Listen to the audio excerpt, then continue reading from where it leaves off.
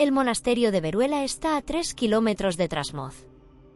Puedes ir en coche en 5 minutos o andando en 40, por un camino de tierra que baja entre campos de almendros y viñedos de garnacha recién vendimiados. Fui andando. Necesitaba pensar. La mañana era fría y limpia, ese frío aragonés que no se parece al de ningún otro sitio. Un frío seco que te corta la cara pero te despeja la cabeza como un café doble. El Moncayo estaba a mi derecha, enorme, con la cumbre envuelta en una nube que parecía pegada con intención. A mi izquierda, la estepa del Ebro se extendía hasta perderse en una bruma amarillenta. Dos paisajes que no deberían existir juntos, montaña atlántica y desierto mediterráneo, separados por 3 kilómetros de viñedos. No había dormido bien. El sueño con mi madre me había dejado un sabor raro, como cuando te despiertas de una siesta a deshora y no sabes en qué siglo estás. No soñaba con ella desde los 18. Había hecho un esfuerzo consciente para no hacerlo, el mismo esfuerzo que había hecho para no pensar en ella, no hablar de ella, no visitar su tumba. Mi madre murió cuando yo tenía 14 años. Un ictus. Sin aviso, sin síntomas, sin tiempo para despedirse. Un martes por la mañana estaba preparándome el desayuno y un martes por la tarde ya no estaba. Así, como una puerta que se cierra sin portazo. Después de su muerte construí una vida entera alrededor de la idea de que las cosas tienen explicación. De que el mundo es mecánico, comprensible, desmontable.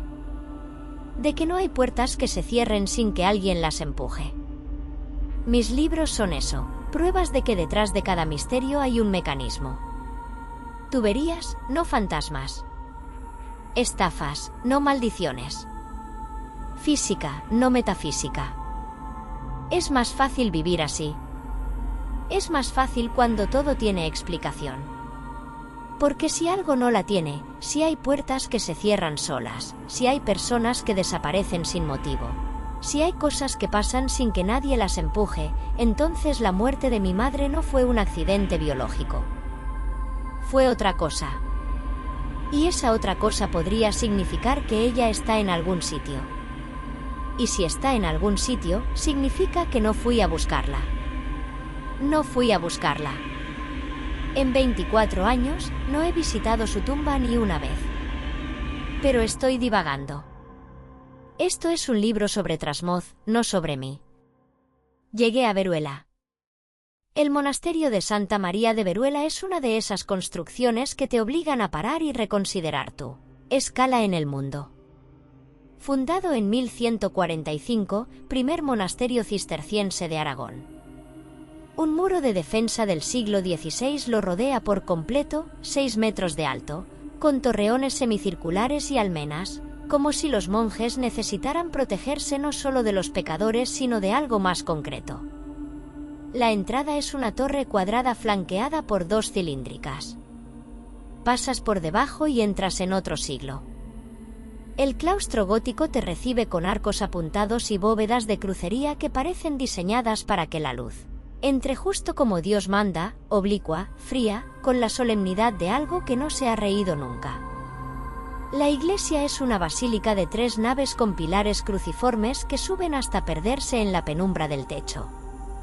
Los cirios ardían incluso a las 10 de la mañana, proyectando sombras largas sobre las losas del suelo. Venía a ver la celda de Becker.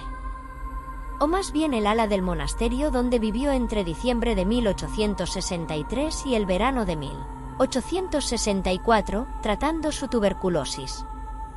La hospedería llevaba abierta desde que los monjes fueron expulsados en 1835, y Becker y su hermano Valeriano se instalaron allí como huéspedes, Gustavo escribiendo, Valeriano pintando, los dos tosiendo.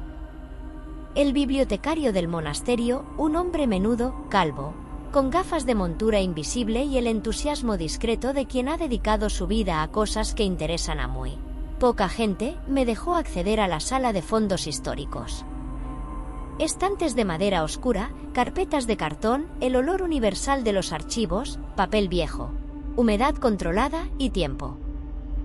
Lo que buscaba era un ejemplar de las cartas desde mi celda que, según el catálogo, se conservaba en el monasterio desde el siglo XIX. No una primera edición, esas están en Madrid, sino una copia temprana que Becker supuestamente dejó en Veruela al marcharse, con anotaciones manuscritas. La encontré en la tercera estantería, dentro de una caja de cartón sin etiquetar. Un volumen encuadernado en cuero marrón, lomo agrietado, páginas amarillentas con ese tacto suave que tiene el papel cuando lleva siglo y medio respirando.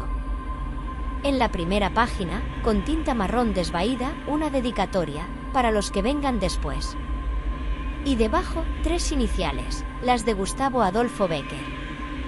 Gustavo Adolfo Becker. Sus iniciales. Me temblaron las manos.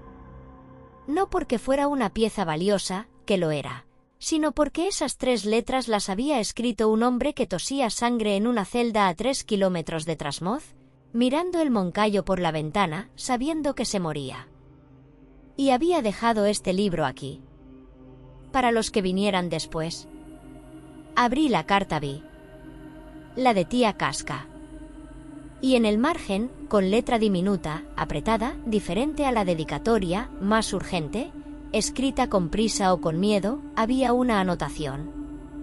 No era bruja. Era la que hablaba con ellos. Pasé 3 horas en esa sala. El bibliotecario me traía café cada 40 minutos con la precisión de un reloj suizo y la discreción de un gato. Las anotaciones marginales de Becker estaban en las cartas B, 7 y 8, las 3 que tratan sobre Trasmoz. En el resto del libro, nada. Solo en Trasmoz. En la carta 7, la leyenda del castillo de Trasmoz construido en una sola noche por el hechicero Mutamín. Otra nota al margen. Los sonidos no vienen de las piedras. Vienen del aire. Como si el aire estuviera lleno de gente. Y entre las páginas de la carta 8, la de Dorotea y su pacto con las brujas, una hoja suelta. Doblada en 4. Papel más grueso que el del libro, con bordes irregulares, como arrancado de un cuaderno. La caligrafía era de Becker, la misma letra de la dedicatoria, pero aquí sin la elegancia de quien escribe para la posteridad. Aquí escribía para sí mismo. Era una lista. 47 nombres. Nombres y apellidos. Sin fechas, sin explicación, sin contexto. Solo una columna de nombres escritos uno debajo de otro, con la regularidad de un censo o un inventario. Los copié todos en mi cuaderno. No sé por qué, instinto de investigadora. Cuando llevas 10 años desmontando leyendas, aprendes que los documentos no mienten, las personas sí, las instituciones sí, la memoria popular desde luego. Pero un documento que nadie esperaba que encontraran dice la verdad por accidente. Y debajo de la lista, una última anotación. La letra aquí era diferente, temblorosa, como escrita con fiebre o con las manos heladas. No es una leyenda. Lo oigo. Y me oyen. Y había algo más. No en el libro sino debajo, en la misma caja de cartón, entre papeles sueltos y recibos del monasterio. Una carta. Doblada en 3. Sin sobre. Sin destinatario visible. Pero la caligrafía era de Becker, la reconocí al instante, y el encabezamiento decía, querido Valeriano. Su hermano. El pintor. Al que le escribía todo. La carta era breve. No tenía fecha. Decía, no voy a volver a Trasmoz. No porque tema lo que hay allí, sino porque si vuelvo no querré marcharme. Los muertos de ese pueblo son mejor compañía que los vivos de Madrid. Y eso, hermano, debería aterrarme. Pero no me aterra. Y eso es lo que me aterra. Leí la carta 3 veces. Becker había escrito esas palabras sabiendo que se moría. Un hombre de 30 y pocos años, con tuberculosis, tosiendo sangre en una celda de monasterio, y lo que le aterraba no era la muerte. era que Trasmoz se la hacía deseable. Cerré el libro. Guardé la carta en la caja. Me quedé sentada mirando la pared de la sala de archivos. La piedra del monasterio tenía 800 años. La tinta de Becker, 160. Y las palabras que había escrito resonaban como si las hubiera escrito esa mañana. Lo encontré en el claustro, sentado en un banco de piedra con un maletín abierto sobre las rodillas y un teléfono móvil pegado a la oreja. Hablaba en italiano. No un italiano turístico, un italiano fluido, eclesiástico, salpicado de términos latinos que reconocí porque mi madre me llevaba a misa de pequeña, antes de que dejara de llevarme a ningún sitio. Colgó. Me vio. Sonrió con la cortesía automática de alguien acostumbrado a recibir visitas. ¿Periodista?, preguntó. Escritora. Vega Lostal. Estoy escribiendo sobre la excomunión de Trasmoz. La sonrisa se hizo más genuina. Se levantó, alto, delgado, pelo canoso recortado con esmero, sotana negra impecable, manos largas de pianista o de cirujano. 60 y tantos años llevados con la disciplina de quien cree que el cuerpo es un templo y hay que mantenerlo limpio. Fermín Azcona, canónigo de la Catedral de Tarazona. Llevo 20 años intentando que dejen de estar excomulgados. Nos sentamos en el claustro. Fermín habló durante 1 hora. Tenía la elocuencia de un predicador y la pasión de un abogado, cada argumento estaba construido. Cada dato era preciso, cada pausa era retórica. Me contó la historia de la excomunión, 1255, disputa con los monjes por los derechos de leña en el Monte de la Mata, y la de la maldición, 1511, el Papa Julio II autorizando al abad de Veruela a maldecir el pueblo con el Salmo 108. Me contó que la excomunión impedía a los vecinos recibir los sacramentos. Que técnicamente, durante 770 años, ningún nacimiento había sido bautizado con plena validez canónica, ningún matrimonio había sido completamente legítimo, ningún muerto había recibido los últimos ritos con la bendición completa de la Iglesia. 770 años, dijo, y la cifra le pesaba en la boca. Ni Dios castiga tanto tiempo. Le pregunté por qué le importaba tanto. Y la elocuencia se le apagó. Bajó la vista. Se miró las manos. Mi hermana Clara se mudó a Trasmoz hace 25 años. Se casó con un ganadero de aquí. Murió a los 40. Un aneurisma. Pausa. La enterraron sin los últimos sacramentos completos. Técnicamente, mi hermana murió fuera de la gracia de Dios. No porque hubiera pecado. Porque vivía en el pueblo equivocado. Me miró con los ojos de alguien que lleva 2 décadas arrastrando una piedra cuesta arriba. El Vaticano ha aceptado estudiar el caso. Estuve en Roma la semana pasada. Estamos esperando la respuesta. Si dicen que sí, la ceremonia de reconciliación sería aquí, en Veruela, el 1 de noviembre. Día de Todos los Santos. Un gesto simbólico, la Iglesia reconciliándose con Trasmoz el día que honramos a los muertos. Era perfecto para mi libro. El canónigo quijotesco, la burocracia vaticana, la hermana muerta, la ceremonia de reconciliación. Un capítulo entero. Le estreché la mano. Quedamos en hablar más. Me fui.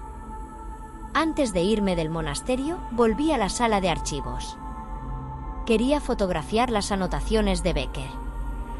El bibliotecario me dejó a solas con el libro, confianza ciega de quien ha visto a demasiados investigadores como para preocuparse por uno más. Abrí el libro por la carta B. Fotografié la anotación sobre tía Casca. Pasé a la carta 7. Fotografié la del aire lleno de gente. Saqué la lista de nombres. La fotografié entera, las 2 caras de la hoja. Me detuve en la última anotación, la de la letra temblorosa. No es una leyenda. Lo oigo. Y me oyen. La fotografié. Y entonces noté algo. Algo que conozco de los archivos, esa sensación de que alguien mira lo que estás leyendo. Alguien detrás de ti, inclinado sobre tu hombro, respirando en tu nuca. Lo he sentido en la Biblioteca Nacional, en el Archivo de Simancas, en la Hemeroteca Municipal de Madrid. Siempre es una corriente de aire, un compañero de sala, una sombra. Siempre tiene explicación. Miré hacia atrás. Nadie. La sala estaba vacía. La puerta cerrada. El silencio del tipo que solo existe en los monasterios, no ausencia de sonido sino presencia de algo más antiguo que el sonido. Volví a mirar el libro. La página se había pasado. Estaba ahora en la carta 9, la última, la que describe la historia del propio monasterio. Yo no la había tocado. Mis manos estaban en mi regazo. Nadie había entrado. La página se había pasado sola. O alguien la había pasado. Devolví el libro a su caja. Salí de la sala. Crucé el claustro sin mirar atrás, con el paso rápido de quien no huye pero tampoco quiere quedarse. Esa noche, en la casa de Trasmoz, busqué los 47 nombres de la lista de Bécquer en el Registro Civil de Aragón. Todos aparecían. Todos eran vecinos de Trasmoz. Todos estaban muertos. El último había fallecido 3 meses antes de que Bécquer llegara a Veruela. Como si alguien le hubiera dado la lista actualizada. Cerré el portátil. Miré las 2 puertas cerradas del pasillo. La de la derecha seguía tibia. La del centro, fría. Y entre las 2, o detrás de las 2, o al otro lado de las 2, el silencio de Trasmoz respiraba con la paciencia de algo que lleva siglos esperando a que alguien haga las preguntas correctas. Todavía no las estaba haciendo. Pero empezaba a sospechar que las preguntas correctas no eran las que yo había traído de Madrid,